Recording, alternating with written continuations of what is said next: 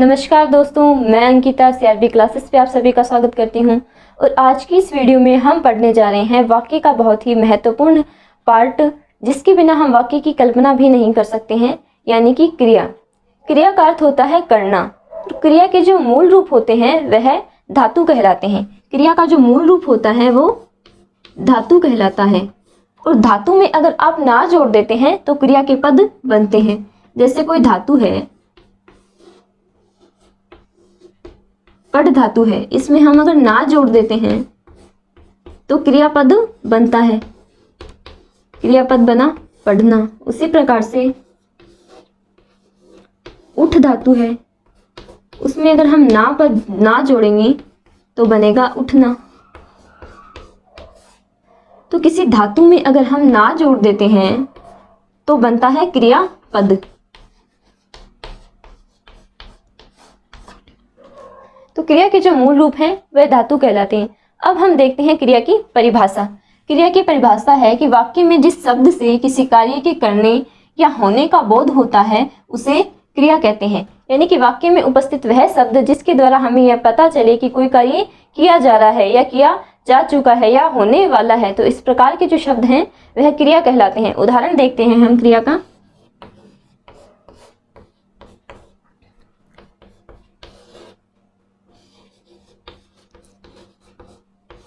कमल पत्र लिखता है। वाक्य है कि कमल पत्र लिखता है। अब लिखता है जो शब्द है उससे हमें पता चल रहा है कि पत्र लिखने का कार्य किया जा रहा है, तो लिखता है जो शब्द हो जाएगा वो हो जाएगा क्रिया। उसी प्रकार से दूसरा उदाहरण देखते हैं। वह कपड़े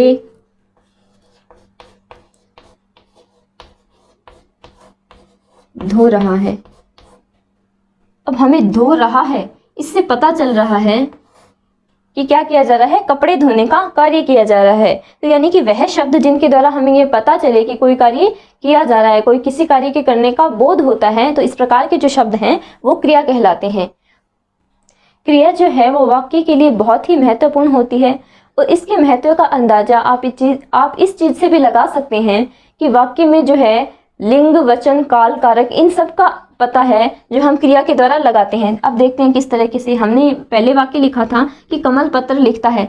अब इस लिखता है जो शब्द है उससे हमें पता चल रहा है, क्या पता चल रहा है कि लिखने वाला क्या है, कोई पुरुष है, यानी कि लिंग का पता चल रहा है। और एक है, ये लिखने वाला क्या है, सिर्फ एक है। इससे हमें क्या चल रहा है, वचन का पता चल रहा है। इसी प्रकार से ये जो शब्द है कि वह कपड़े धो रहा है, इससे हमें पता चल रहा है क्या है कि धोने वाला कोई पुरुष है और वो क्या है, एक है। और अगर हम लिखते कि वह कपड़े धो रही है, तो रही है जो शब्द है वो हमें बताता कि धोने वाली जो है वो कौन है, महिला है। तो इस प्रकार से वाक्य में जो वचन, काल, कारक, लिंग, इन सब का पता भी किससे चलता है, क्रिया से चलता है। इसलिए क्रिया वाक्य के लिए बहुत ही ज्यादा महत्वपूर्ण होती है। अब हम देखते हैं क्रिया के प्रकार। जो क्रिया का पहला आधार है वो है प्रकार का, कि कर्म के आधार पर क्रिया। तो पहले क्रिया को कर्म के आधार पर बांटा गया है। और कर्म के आधार पर क्रियाएं दो प्रकार की होती हैं, जिसमें पहला प्रकार है सक्रमक क्रिया।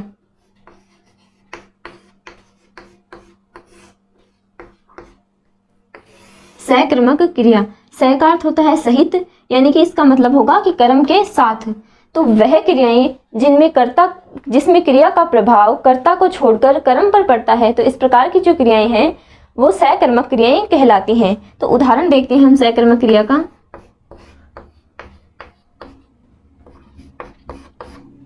कि सुमित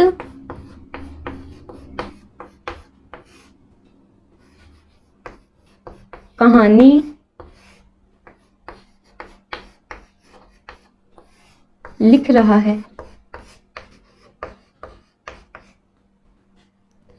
दूसरा उदाहरण है हमारा कोमल सितार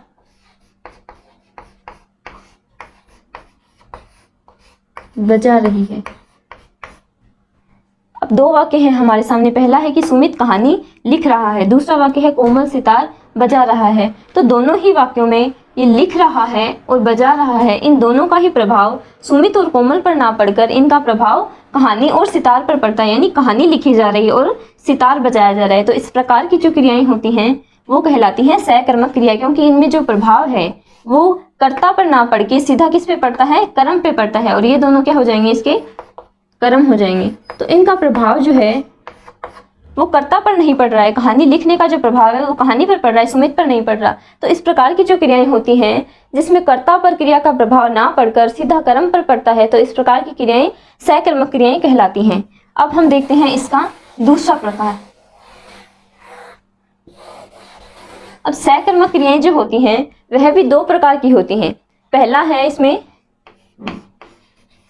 एक कर्मक क्रियाएं, एक कर्मक क्रिया।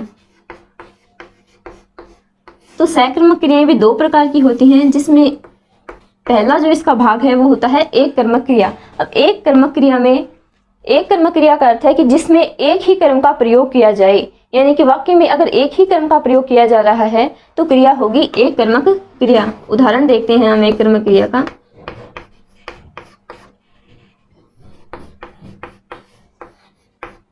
कि मनीष भोजन कर रहा है। वाक्य है हमारे सामने कि मनीष भोजन कर रहा है। अब इसमें मनीष हो जाएगा कर्ता, कर रहा है, कर रहा है जो है वो हो जाएगी हमारी क्रिया, और जो कर्म होता है वो हो जाएगा भोजन। तो ये जो वाक्य है कि मनीष भोजन कर रहा है, इसमें क्या किया गया है, एक ही कर्म का प्रयोग किया गया है। इसमें क्या है, एक ही कर्म है, कौन सा, भोजन। तो ये हो जाएगी एक कर्मक क्रिया। इसी प्रकार से दूसरा उदाहरण देख सकते हैं आप। नेहा नृत्य कर रही है। तो इसमें नेहा हो जाएगी कर्ता, कर रही है क्रिया, और नृत्य जो हो जाएगा वो हो जाएगा कर्म। तो इस प्रकार की जो क्रियाएं होती है जिनमें एक ही कर्म का प्रयोग किया जाता है, तो इस प्रकार की क्रियाएं एक कर्मक क्रिया कहलाती हैं। सकर्मक क्रिया का दूसरा प्रकार है द्विकर्मक क्रिया। द्विकर्मक क्रिया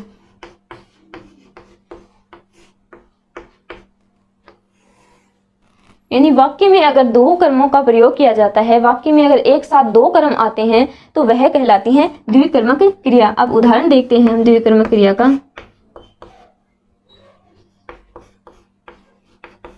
कि अध्यापक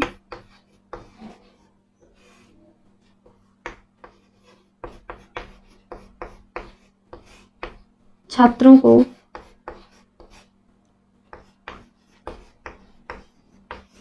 हिंदी पढ़ा रहे हैं। हमने वाक्य लिखा कि अध्यापक छात्रों को हिंदी पढ़ा रहे हैं। इसमें अध्यापक जो होगा वह होगा हमारा कर्ता, और पढ़ा रहे हैं इसमें हो जाएगी क्रिया,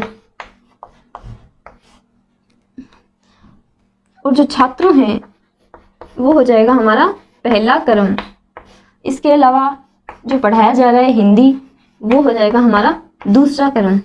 तो यानी कि जिस वाक्य में दो कर्म एक साथ प्रयोग में लिए जाते हैं, दो कर्मों का प्रयोग किया जाता है, तो उस प्रकार के जो वाक्य हैं या उस प्रकार की जो क्रियाएं हैं वो द्विकर्मक क्रिया कहलाती हैं।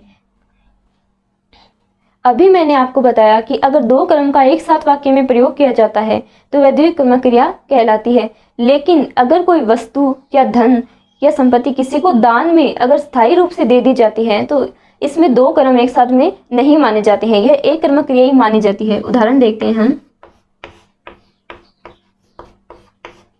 कि गृहिणी ने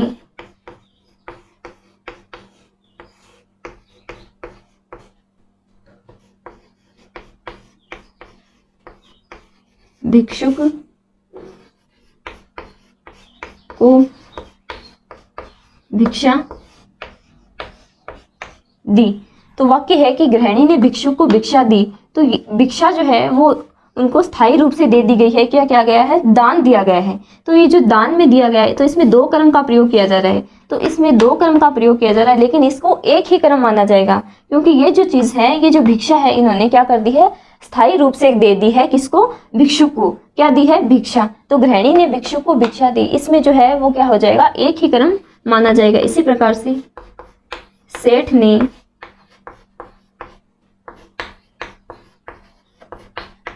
निर्धनों को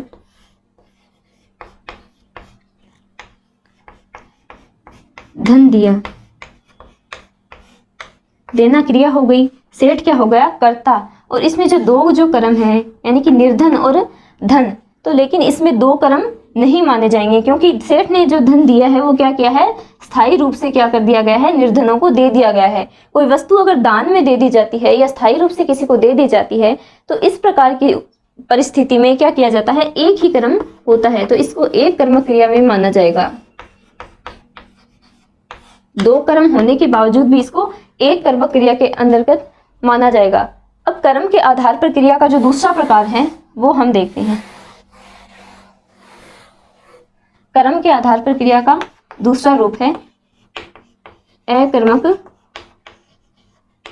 क्रिया।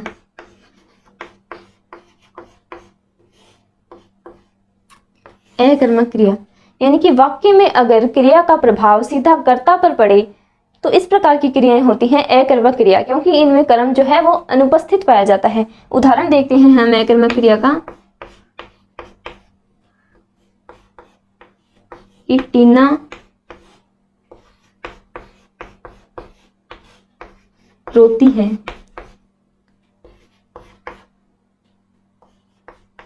महेश पढ़ता है। दो वाक्य हमारे सामने कि टीना रोती है और महेश पढ़ता है। इसमें जो टीना है वो हो जाएगी कर्ता और रोना जो है वो हो जाएगी क्रिया। तो इसमें कोई कर्म उपस्थित नहीं है, सीधा जो है क्रिया का प्रभाव किस पर पड़ रहा है, कर्ता पर पड़ता है। इसी प्रकार से दूसरा वाक्य है महेश पढ़ता है, तो महेश इसमें हो जाएगा कर्ता और पढ़ता है जो हो जाएगी क्रिया। तो इसमें पढ़ने का सीधा प्रभाव महेश पर पड़ता है, इसमें जो है कोई भी कर्म नहीं होता है और वाक्य में जो सीधा प्रभाव है क्रिया का वो कर्ता पर पड़ता है। तो इस प्रकार की जो क्रियाएं होती हैं वो अकर्मक क्रिया कहलाती हैं। अभी हमने सकर्मक क्रिया और अकर्मक क्रियाओं को पढ़ा, लेकिन इनमें अंतर करने का बहुत ही एक आसान तरीका होता है, या यूं कहें कि एक बहुत ही आसान सी ट्रिक है जिसके द्वारा हम पता करते हैं कि वाक्य में कर्म उपस्थित है या नहीं। वो ट्रिक है कि अगर कोई वाक्य लिखा हुआ है तो उसकी क्रिया के ठीक पहले आप क्या और किसको लगाकर प्रश्न बनाते हैं, तो जो प्रश्न का उत्तर आपको मिलता है वो क्या होता है, कर्म होता है। तो अब उदाहरण देखते हैं हम कि मोनिका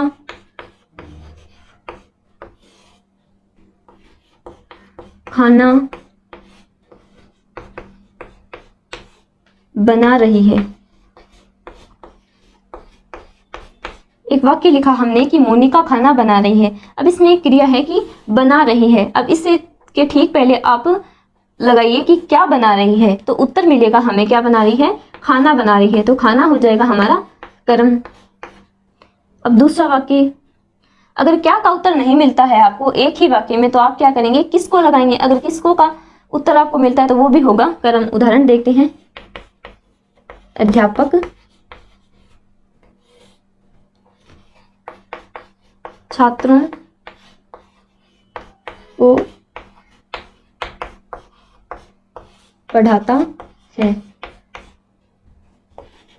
हमने वाक्य लिखा कि अध्यापक छात्रों को पढ़ाता है। अब पढ़ाता है क्रिया हो जाएगी, तो हम पहले लगाएंगे कि क्या पढ़ाता है। इसमें नहीं दिया गया है कि क्या पढ़ाया जा रहा है, तो इसका उत्तर हमें नहीं मिल रहा है।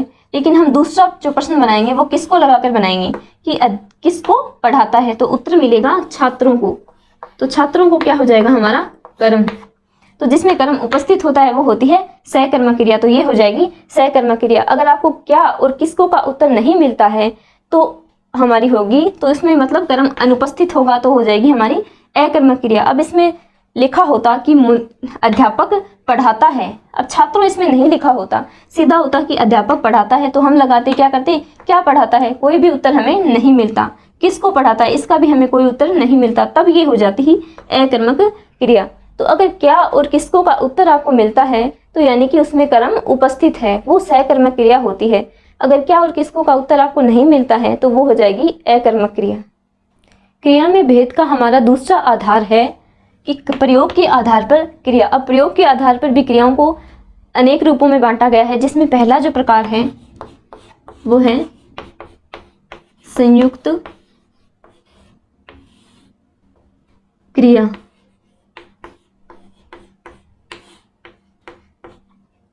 संयुक्त क्रिया प्रयोग के आधार पर पहला प्रकार है संयुक्त क्रिया, कि जब दो या दो से अधिक क्रियाओं का मेल हो जाता है या योग हो जाता है तो इस प्रकार की जो क्रियाएं हैं वो संयुक्त क्रिया कहलाती हैं। उदाहरण देखते हैं हम।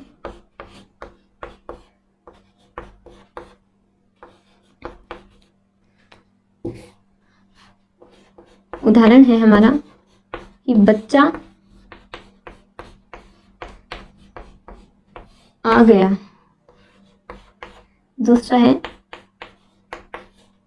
गाड़ी चल दी। अब हमने दो वाक्य लिखे हैं कि बच्चा आ गया, इसमें आना और गया ये दो क्रियाएं हैं, लेकिन ये अलग अलग नहीं है। ये क्या कर रही हैं, एक ही क्रिया का निर्माण कर रही हैं। इसमें आना होगा, इसमें ये नहीं कि बच्चा आया और फिर चला गया। बच्चा आ गया का अर्थ है इसमें आना से ही है कि बच्चा आ गया, लेकिन दो क्रियाएं जो मिलकर वो क्या कर रही हैं, एक संयुक्त क्रिया का निर्माण कर रही हैं। उसी प्रकार से गाड़ी चल दी, तो इस पे चलना और दी दो अलग अलग क्रियाएं हैं, लेकिन यहाँ पे इसका अर्थ जो निकल रहा है वो चलने से निकलता है, ये एक ही क्रिया मानी जाती है। तो इस प्रकार की जो क्रियाएं होती हैं वो संयुक्त क्रिया कहलाती हैं। अब इसका दूसरा जो प्रकार है वो है दूसरा प्रकार है इसका नाम धातु क्रिया। प्रयोग के आधार पर क्रिया का दूसरा प्रकार है नाम धातु क्रिया, यानी कि वह क्रिया जो संज्ञा सर्वनाम और विशेषण से बनती है। तो इस प्रकार की जो क्रिया है वो नाम धातु क्रिया कहलाती है। उदाहरण हम देखते हैं। कोई संज्ञा शब्द से बनने वाली क्रिया देखते हैं पहले। जैसे हमने लिया कि झूठ, झूठ से बनेगी झुठलाना।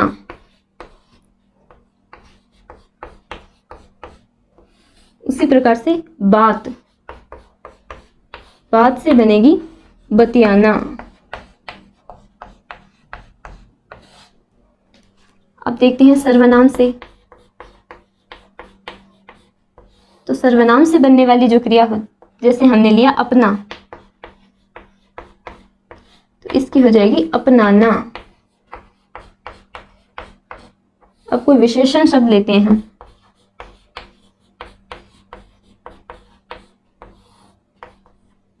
विशेषण लिया हमने गरम, तो इससे बनेगी गरमाना। तो इस प्रकार की क्रियाएं जो संज्ञा सर्वनाम और विशेषण से बनती हैं, इन प्रकार की क्रियाओं को नाम धातु क्रिया कहा जाता है। जैसे कि झुठलाना, बतियाना, अपनाना, गरमाना। तो संज्ञा सर्वनाम और विशेषण से बनने वाली क्रियाएं हैं वह नाम धातु क्रिया कहलाती हैं। इसका तीसरा प्रकार है प्रेरणार्थक क्रिया। प्रेरणार्थक क्रिया प्रयोग के आधार पर क्रिया का ये तीसरा प्रकार है प्रेरणार्थक क्रिया, कि जब वाक्य में कर्ता स्वयं कार्य ना करके किसी दूसरे को कार्य करने के लिए प्रेरित करता है, तो इस प्रकार की जो क्रियाएं होती हैं वह प्रेरणार्थक क्रिया कहलाती हैं। उदाहरण देखते हैं प्रेरणार्थक क्रिया का। उदाहरण है प्रियंका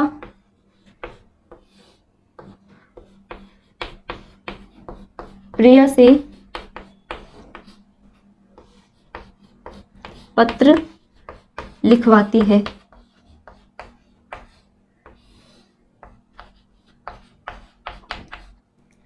इसमें कर्ता हो जाएगी प्रियंका, और पत्र जो लिखाने का काम है वो कर्ता स्वयं ना करके क्या करती है, किसी दूसरे को प्रेरित करती है कार्य करने के लिए। जो इसमें प्रियंका है वो क्या कर रही है, स्वयं पत्र ना लिखकर प्रिया से पत्र लिखवाती है। उसी प्रकार दूसरा उदाहरण देखते हैं हम कि रमेश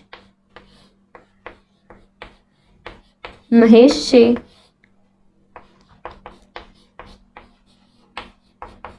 पुस्तक पढ़वाता है।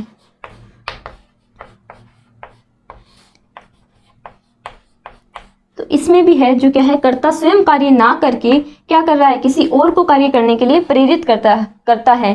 तो इस प्रकार की जो क्रियाएं होती हैं जिसमें प्रेरणा से कार्य होता है, वो क्या कर्ता नहीं करके कार्य को क्या करता है, कोई और ही कार्य संपन्न करता है। तो इस प्रकार की जो क्रियाएं होती हैं कि जिसमें कर्ता स्वयं कार्य ना करके किसी दूसरे को कार्य करने के लिए प्रेरित करता है, तो इस प्रकार की क्रियाएं प्रेरणार्थक क्रिया कहलाती हैं। अब चौथा प्रकार देखते हैं हम।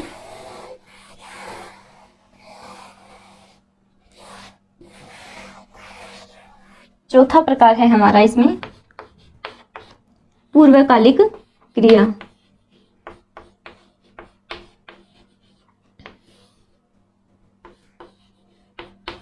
पूर्वकालिक क्रिया कि जब वाक्य में दो क्रियाएं एक साथ प्रयोग में ली जाती हैं और जो पहले होने वाली जो क्रिया होती है वो इसमें पूर्वकालिक क्रिया कहलाती है। यानी कि वाक्य में दो क्रियाओं का इस्तेमाल किया जा रहा है, एक क्रिया पहले संपन्न होती है और एक क्रिया बाद में संपन्न होती है। तो इसमें जो पहले संपन्न होने वाली क्रिया होती है वो पूर्वकालिक क्रिया होती है। और पूर्वकालिक क्रिया में जो होती है वो धातु जो शब्द होते हैं, मूल जो धातु होते हैं, जैसे पढ़ धातु हो गई, उसमें कर जोड़ने से बनते हैं। तो पढ़ धातु में कर जोड़ने से क्या होगा, पढ़कर।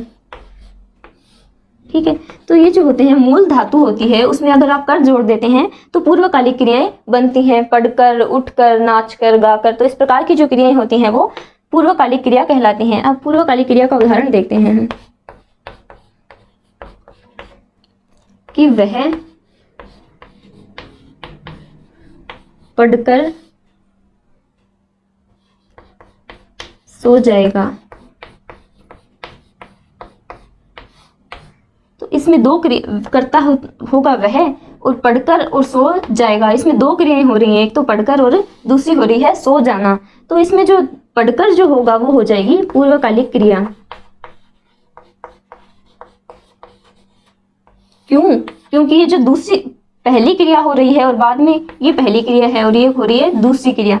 तो जो पहले संपन्न होने वाली क्रिया होती है वो ही पूर्वकालिक क्रिया होती है। और इसमें जो है मूल धातु के साथ आप अगर कर जोड़ देते हैं तब पूर्वकालिक क्रिया बनती है। तो पहले संपन्न होने वाली जो क्रिया होती है वो पूर्वकालिक क्रिया होती है।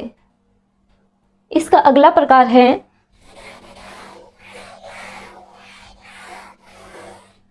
पांचवा प्रकार होगा इसका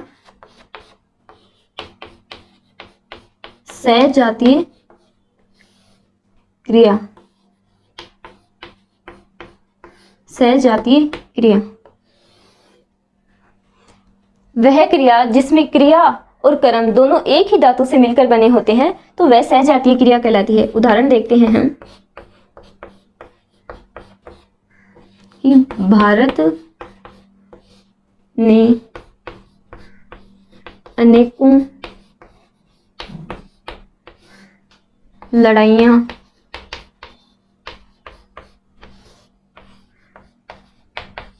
लड़ी। भारत ने अनेकों लड़ाइयां लड़ी। तो इसमें जो क्रिया और कर्म दोनों क्या हैं, एक ही धातु से बने हैं। धातु कौन सी हो जाएगी इसमें, लड़। तो इस प्रकार की जो क्रियाएं होती हैं जिनमें कर्म और क्रिया दोनों एक ही धातु से बने हों, तो इस प्रकार की क्रियाएं सहजातीय क्रियाएं कहलाती हैं। इनमें क्या होता है कि क्रिया भी क्या है वो उसी धातु से बनी होती है और कर्म भी एक ही धातु से बना होता है। तो इस प्रकार की क्रियाएं सहजातीय क्रिया कहलाती हैं। अंतिम आधार है हमारा काल के आधार पर क्रिया। अब काल के आधार पर भी क्रियाएं तीन प्रकार की होती हैं, जिसमें पहला प्रकार है वर्तमान कालिक क्रियाएं। वर्तमान कालिक क्रिया। अब क्रिया का वह रूप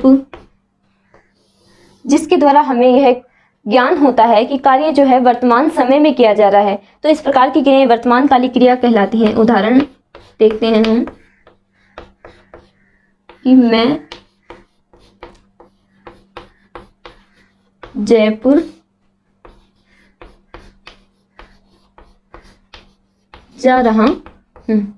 तो इसमें हमें जा रहा हूं, इससे हमें पता चल रहा है कि कार्य जो है वो वर्तमान समय में किया जा रहा है, वर्तमान समय में हो रहा है। तो ये जो हो जाएगी ये वर्तमान क्रिया कालिक क्रिया हो जाएगी। अब दूसरा जो प्रकार है इसका काल के आधार पर क्रिया का, वो है भूत कालीन कालिक क्रिया।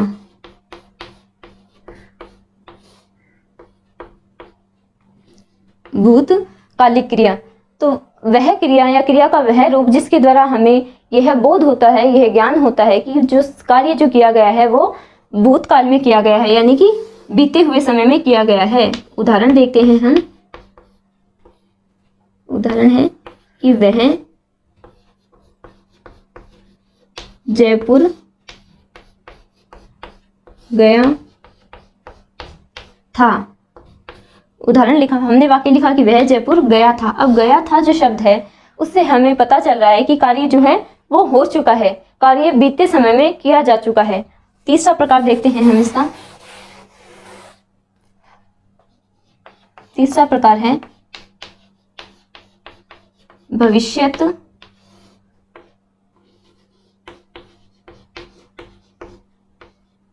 कालिक क्रिया।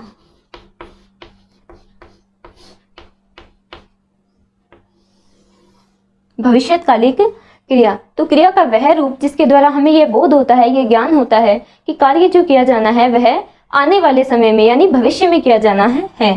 उदाहरण देखते हैं हम भविष्यकालीन क्रिया का।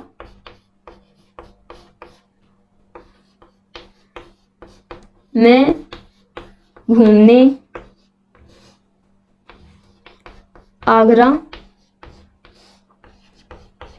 जाऊंगा।